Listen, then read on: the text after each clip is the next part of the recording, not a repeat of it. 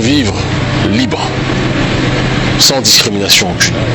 Et pour cela, le franc CFA est une matrice du système néocolonial, un système qui a été enraciné pour enchaîner l'Afrique dite entre guillemets francophone, et s'attaquer à cet aspect-là, c'est s'attaquer au système tout entier.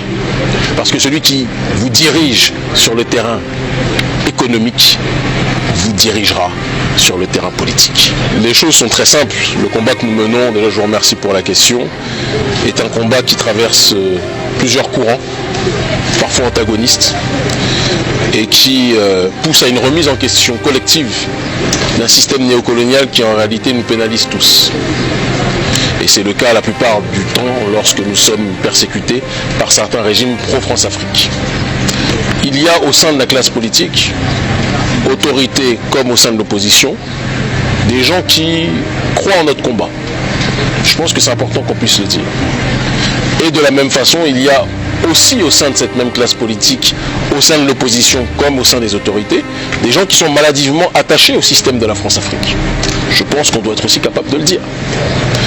Et l'avantage que nous avons, c'est qu'il y a des millions de gens qui nous suivent aujourd'hui sur les réseaux et qui sont observateurs alertes du combat politique que nous menons.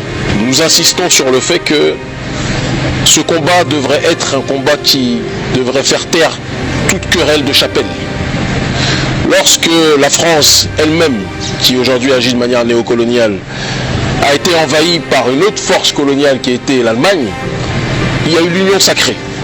Il y avait des gens de droite, de gauche, d'extrême droite, et ils se sont tous réunis contre l'Allemagne nazie. Aujourd'hui, l'ONG internationale Urgence panafricaniste, qui est la structure de référence sur cette lutte contre le système néocolonial, appelle à l'union sacrée et rappelle aux Africains que qu'ils le veuillent ou qu'ils ne le veuillent pas, ce processus de décolonisation devra être entamé. C'est la seule solution pour que nous puissions avancer. Et c'est aussi dans ce cadre-là que nous avons réactualisé et restructuré notre antenne d'urgence panafricaniste Tchad, qui était présente depuis un certain nombre d'années.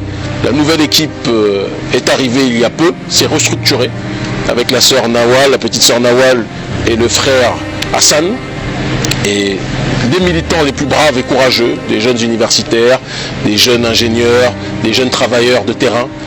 Et c'est important que nous ayons une pluralité d'esprit et de réflexion visant à reconstruire un nouveau paradigme pour l'élévation de nos populations.